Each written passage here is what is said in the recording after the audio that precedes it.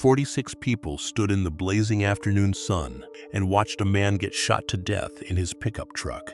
When the police arrived, every witness suddenly went blind. This is how a town kills. Skidmore, Missouri, was a quiet farming town in the summer of 1981. Here, everyone knew their neighbors and looked out for one another. But beneath the picturesque surface of this community lurked a suffocating dread. A monster lived among them, and his reign of terror had reached its breaking point.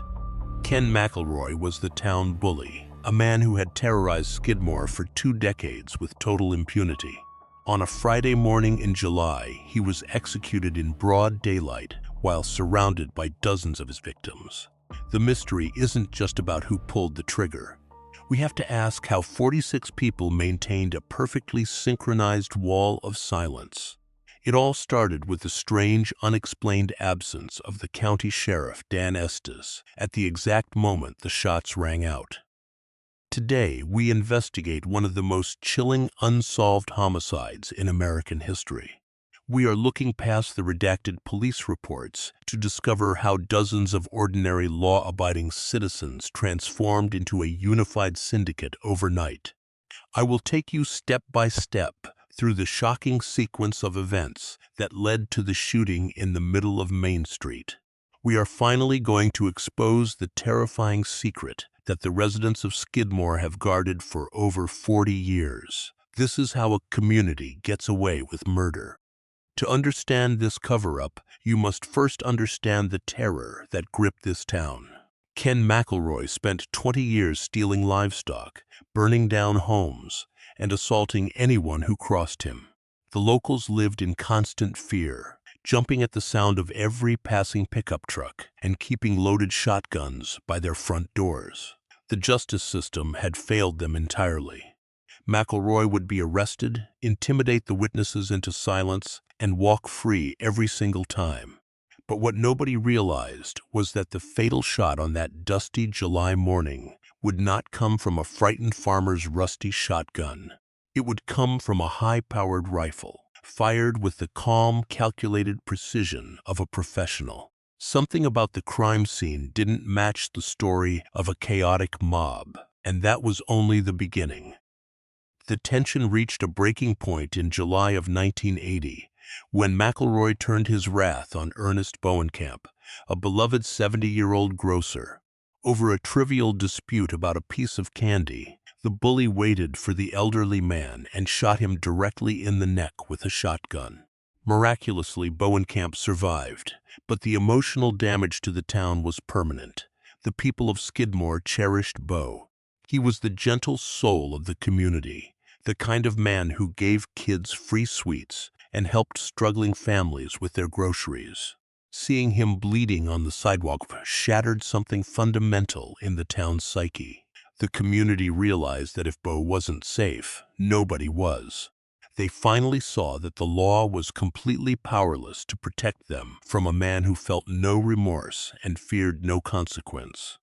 For a brief moment, it seemed like the nightmare was over. The bully was finally convicted of second-degree assault for shooting the grocer, Bo Bowenkamp. But then, in a decision that defied all logic, a judge released him on a $40,000 bond while he appealed the conviction. He was inexplicably allowed to walk right back into the very town he had spent years terrorizing. The discovery that he was free sent shockwaves of panic through the streets of Skidmore. He didn't try to hide his return. Instead, he immediately strolled into the local tavern, carrying a massive M1 Garand military rifle with a bayonet attached to the barrel. He sat at the bar, drinking aggressively and loudly promising anyone who would listen that he was going to finish the job he started on the grocer. The threat was both clear and imminent. Desperate and terrified, the townspeople organized an emergency meeting at the local American Legion Hall on the morning of July 10th. Over 60 men gathered in the humid room to beg the Nottoway County Sheriff, Dan Estes, for help. They pleaded with him, explaining that a convicted violent felon was sitting just down the street with a military weapon, openly threatening to murder a beloved elder. But the sheriff's reaction was incredibly suspicious. He calmly told the anxious, sweating crowd not to confront the man directly. Instead, he bizarrely suggested they form a neighborhood watch and go home. Then he walked out to his patrol cruiser, started the engine, and deliberately drove completely out of town, leaving the residents defenseless. But here is the part nobody talks about. The sheriff's departure was so timed it felt almost like a signal to those left behind. This moment forces us to look back at the decades of institutional failure that plagued Skidmore for years. The town lived under a dark, unspoken legend.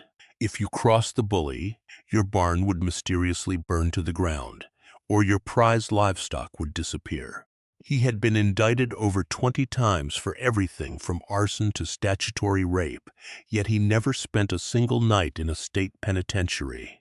He hired expensive lawyers who specialized in endlessly delaying trials, while he personally visited the homes of key witnesses to deliver terrifying whispered threats from the edge of their driveways. The justice system was not just broken, it had become a weapon used against the innocent. The people in that Legion Hall finally realized that the badge in the courtroom were useless illusions in a town ruled by fear. As the sheriff's cruiser disappeared down the highway, the atmosphere inside the hall fundamentally changed. The stakes had suddenly become a matter of life and death for every person in that room. If they did nothing, they knew Boboenkamp would likely be dead before sunset. But if they acted, they would become murderers themselves. It is a profound moral dilemma that I want you to consider. When the law refuses to protect you from a lethal threat, do you have the right to become the judge, jury, and executioner? If you find yourself captivated by these dark corners of human nature, make sure to hit that subscribe button right now. We investigate the psychology of stories like this every single week. The men of Skidmore made their choice. They silently walked out of the hall and marched down the dusty main street to destiny. Dozens of men, many carrying rifles from their pickup trucks, silently filed into the local tavern. They completely surrounded the bully, standing shoulder to shoulder in a unified, suffocating show of intimidation. The message was clear, but he remained defiant. Unnerved, the man eventually finished his drink, bought a six-pack of beer, and walked outside to his truck where his wife was waiting. As he turned the ignition key, the crowd closed in around the vehicle. Suddenly, shots rang out in the hot morning air. The shooting lasted for exactly 20 seconds. By the time the smoke cleared, the bully was dead, slumped over the steering wheel. But when state detectives finally arrived to investigate, they encountered an impossible reality. The crime scene had been meticulously swept, and evidence was actively vanishing into thin air before their very eyes as the crowd just watched. The state detective was baffled by the wall of silence he encountered. 46 separate eyewitnesses stood mere feet away from the truck when the shooting happened, yet every single one of them swore they had been looking the other way. Some claimed they were tying their shoes. Others said they were staring at a particularly interesting cloud in the sky. It was a perfectly synchronized, impenetrable silence. But the confusion only deepened when the ballistic report finally came back from the lab.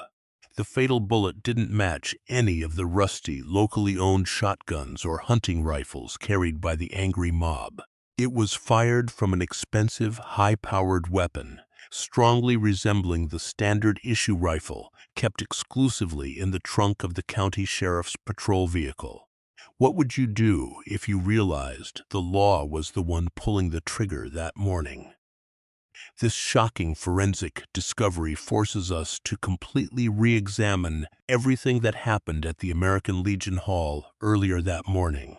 We previously assumed that Sheriff Dan Estes drove out of town out of cowardice or sheer incompetence. We believed he was abandoning the frightened citizens to their fate. But if that fatal bullet truly belonged to him, then his departure wasn't an act of abandonment at all. It was a carefully calculated maneuver. He didn't just leave them to fend for themselves. He set the stage, knowing exactly what was about to unfold.